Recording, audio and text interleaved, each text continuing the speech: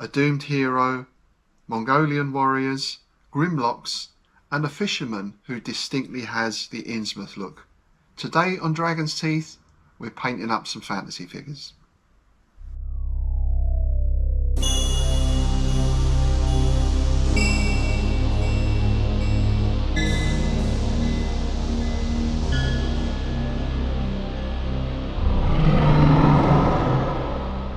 Hi there, thanks for joining me today. So yes, of course, I've been shopping again.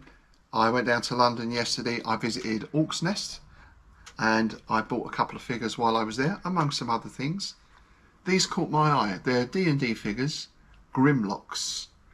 Quite nice, sort of ogre-y types. They reminded me a little bit of the Morlocks from the Time Machine film. So I thought they'll make a nice addition to my Beastie box for my fantasy skirmish rules. Speaking of which, the other figures I bought for that recently, as you may have seen, I unboxed these just the other week. These are from Crooked Dice and I've now undercoated them. So we've got our doomed hero, our sort of Elric type character. We've got a very nice magic user. We've got a female warrior with a sword there, also very nice. And there's our Innsmouth chap. So this was a sample figure because Crooked Dice have quite a nice range of Innsmouthian types. So I thought I'd get one as a sample just to see. Looks great, so I'll be ordering up more of those for our Raid on Innsmouth game coming up later this year. As well as all that, I've recently joined in a new RPG campaign down at Bedford Gladiators, being run by Darren, and that is a Rolemaster campaign. It's a series of rules that I'm vaguely familiar with. I think I had part of the Middle-earth set back in the day, but never actually played.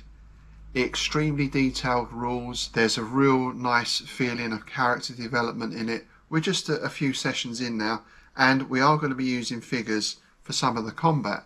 Now, my character is what you might call a steppe warrior, and I was looking around my collection. I didn't really have anything suitable. So I thought I'd have a look round on the internet at what is available. Nothing really caught my eye until I found a website by a company called the Sprue Company.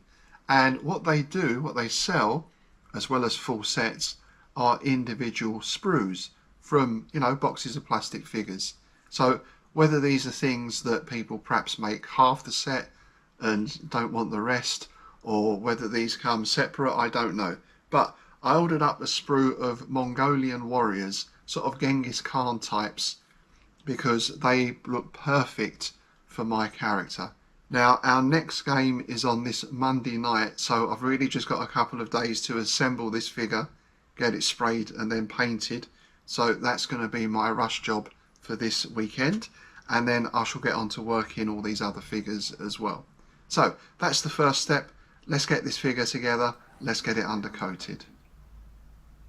And here's our sprue.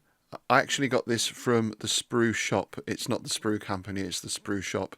I'll put their link up in the notes below, of course.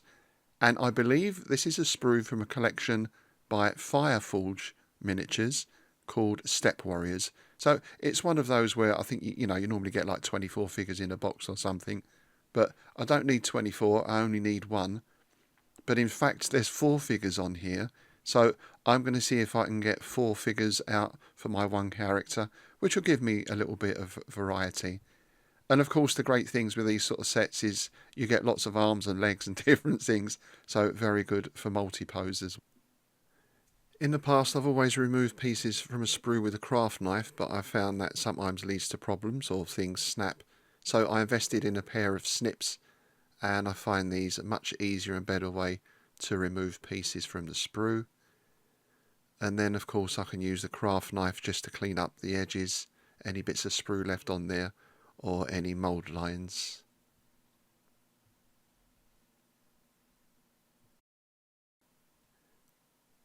And I was very pleased to get 4 usable figures out of the set, so I managed to use all of them. Slight adjustment on one of the poses. I think the original figure is supposed to be blowing a sort of big war horn or trumpet or something, that one on the right. But anyway, I've got 4 there, 2 with swords, 2 with bows, so useful for, well, at least 2 different types of situation in the game. Next step is to get them undercoated. Just using a basic white spray off of eBay for this, a couple of quite cheap cans, I think they're about £5 each. I've never really used the expensive ones. To be honest, I get decent results with these cheap sprays.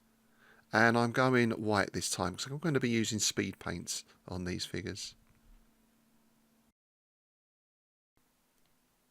And there we are undercoated, that's all done. And I thought the next stage from here was to put them on a base before starting the paint. And for that I'm using something else that I bought in Orc's Nest. These are Renadra plastic bases, £3.50, and you get 50 of these round bases in a box, and I find they're just the right size for 28mm figures. I find sometimes the bases for 28mm can be a bit large and clunky, but these are great. And because they're plastic, on the back I can write in pen a sort of identifier number for the figure as well. So 50 of these for that price I thought was good value. So that's the figure attached to the base, and then I blue tack the base onto one of my spice jars for ease of handling while painting.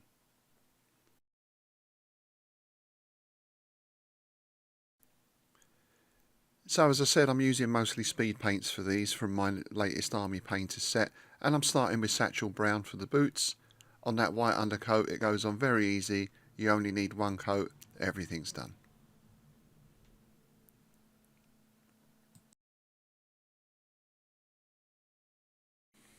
For the main coat I'm using Orc Skin Green, speed paint again. I mixed a little bit of brown in with it because the Orc Skin Green is a little bit bright, a little bit vivid. I wanted something slightly more weathered.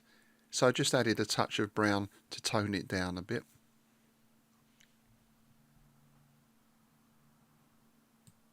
And then it's a case of filling in all the details. So I'm using black for the quiver, another shade of brown for the bow case, light brown for the bow itself, and so on, silver for the sword of course.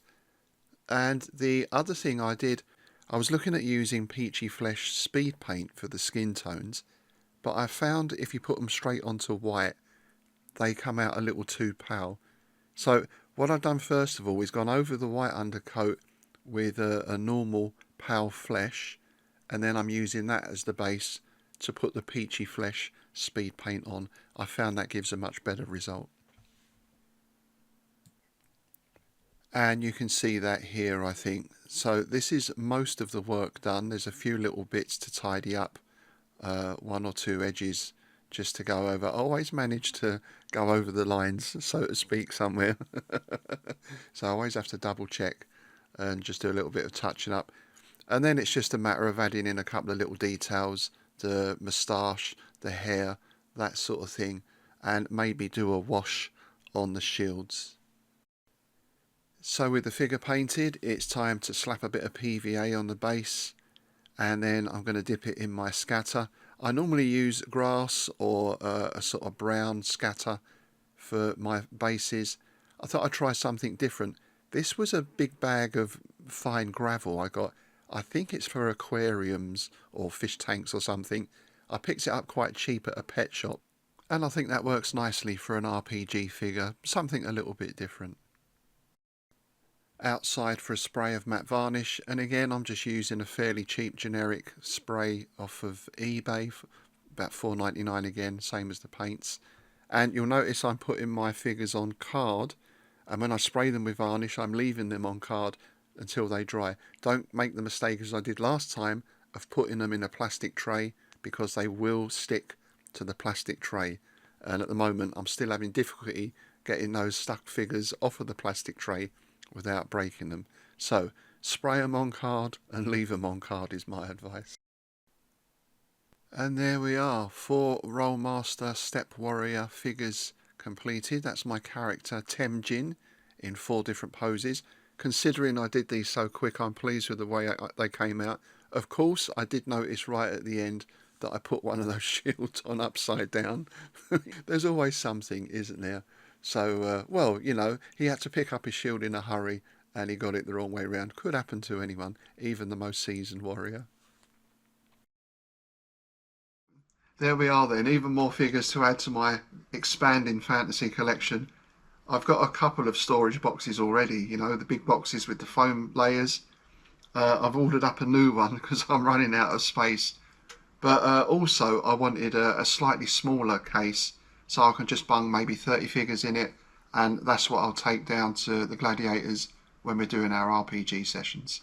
Anyway, that's it for now. What I'll do next time is just give you a run through of all the fantasy figures that I've got now, all the new ones that I've bought over the last few months.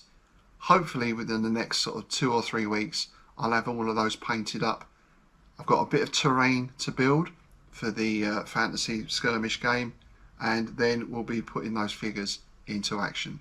So as always, please do like, share and subscribe. Always interested to hear your comments and suggestions, and I'll see you next time.